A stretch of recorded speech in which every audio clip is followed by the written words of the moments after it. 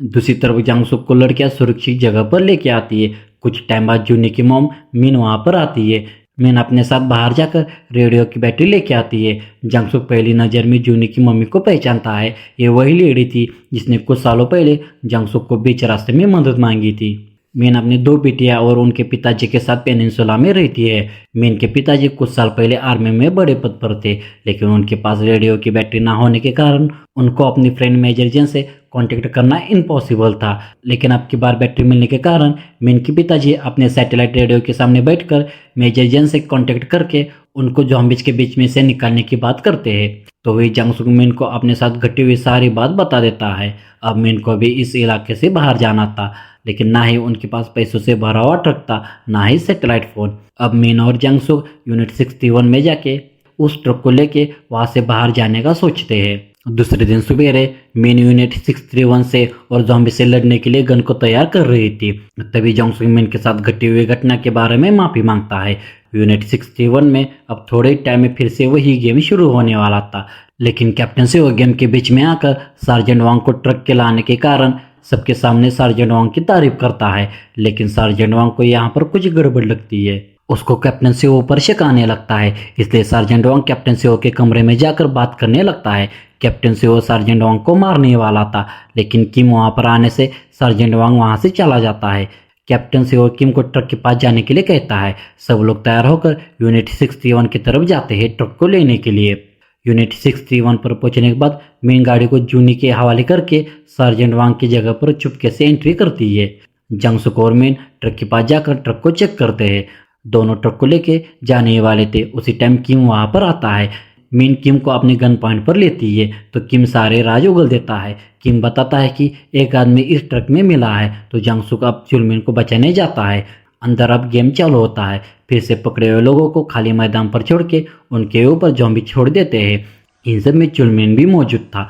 सभी लोग अपने खेल में मस्त थे। उसी टाइम जांगसुक गन लेके उस गेम में पहुंच जाता है और ज़ॉम्बीज को मारने लगता है। एक ज़ॉम्बी चुलमिन को काटने वाला था। उसी टाइम जांगसुक उस पर फायर करके उसको बचा लेता है। तो बाहर कैप्टन सीओ आता है और मेन और कैप्टन के बीच में लड़ाई चालू होती है। मेन कैप्टन को मार के उससे सैटेलाइट फोन को छीन लेती है।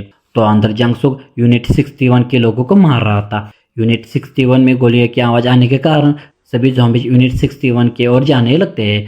ज़ॉम्बीज को जाते वक्त तो जूनी देख लेती है, तो जूनी अपनी मम्मी को बचाने के लिए यूनिट 61 की तरफ जाती है।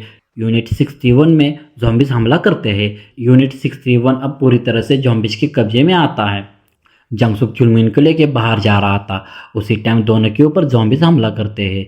ज़ॉम्बी से लड़ते वक्त जांगसुक की गन उसके हाथ से गिर जाती है। ज़ॉम्बीज अब जांगसुक पर हमला कर रहे थे। चुलमिन के सामने गन पड़ी थी, लेकिन वो उसको उठा नहीं पा रहा था क्योंकि उसके सामने सार्जेंट वांग के आदमी खड़े हुए थे गन लेके। अब ज़ॉम्बीज जांगसुक को काटने वाला था। उसी टाइम चुलमिन बिना कुछ सोचे गन को उठा के सार्जेंट वांग के लोगों को मारता है। सार्जेंट वांग चुपके से चुलमिन को गोली मारकर उसको मार देता है। अब सार्जेंट वांग जांगसुक को भी मारने वाला था। उसी टाइम मिन वहां पर ट्रक लेके आती है और जांगसुक की जान बचा लेती है। जांगसुक और मिन वहां से भाग जाते हैं। उनके पीछे सार्जेंट वांग के सारे आदमी पड़ते हैं। कुछ दूरी पर जाते ही ट्रक के सामने बहुत सारे ज़ॉम्बीज आते हैं और दोनों पर अटैक करने लगते हैं। उसी टाइम जूनी वहां पर आके ज़ॉम्बीज का सारा ध्यान अपनी तरफ खींचती है। अब सारी ज़ॉम्बीज जूनी के पीछे लगते हैं, लेकिन पीछे से मिन सारी ज़ॉम्बीज को कुचलते हुए आती है। मिन के फादर ज़ॉम्बीज को भटकाने के लिए अलग दिशा में फ्लेयर चलाते हैं और ये प्लान सक्सेसफुल भी हो जाता है। अब पांचों ही बड़े आराम से समुद्र साइड जाने लगते हैं। तभी पीछे से फ्लेयर्स आने लगती है। सार्जेंट वांग अपने आदमियों के साथ जांगसुक और मिन के पीछे पड़ता है। अब सार्जेंट वांग के आदमी और जांगसुक के बीच में लड़ाई छिड़ जाती है। सार्जेंट वांग के एक आदमी की गाड़ी जूनी के पीछे पड़ती है, तो जूनी साइड में खड़े हुए ज़ॉम्बीज को देख के गाड़ी की हेडलाइट ऑन करती है। लाइट ऑन होने के कारण साइड में खड़े हुए ज़ॉम्बीज एकदम से रोड के बीच में आते हैं। इसी के कारण उस गाड़ी का एक्सीडेंट हो जाता है। सार्जेंट वांग सभी गाड़ियों की लाइट्स ऑन करने के लिए कहता है। इसी के कारण सभी ज़ॉम्बीज उनकी तरफ बढ़ने लगते हैं और गाड़ी के ऊपर चढ़ने लगते हैं। जांगसुक एक एक करके सभी गाड़ियों की लाइट्स को गोलियों से फोड़ देता है। एक एक करके सभी गाड़ियों को मिन उड़ा देती है। अब बस सार्जेंट वांग की गाड़ी बची थी, लेकिन लाइट की वजह से ज़ॉम्बीज बहुत ज़्यादा आने लगे थे। जांगसुक को एक बड़ी बिल्डिंग दिखती है जिसमें बहुत सारे ज़ॉम्बीज होते हैं उस बिल्डिंग को जंगसुक शूट करके कांच को तोड़ देता है। इसी के कारण सभी ज़ॉम्बी सार्जेंट वांग की गाड़ी के ऊपर गिर जाते हैं और उसके गाड़ी के ऊपर चढ़ के उसको मार देते हैं। अब पांचों ही समुद्र साइड जाने लगते हैं, लेकिन कैप्टन सीओ जूनी की गाड़ी को उड़ा देता है और उसमें से जूनी को पकड़ के शूट करने की धमकी देता है। लेकिन यूजन यहाँ पर टॉय कार का इस्तेमाल करके कैप्टन सीओ का ध्यान भटकाती है। जूनी उसी का फायदा उठा के वहाँ से भाग जाती है।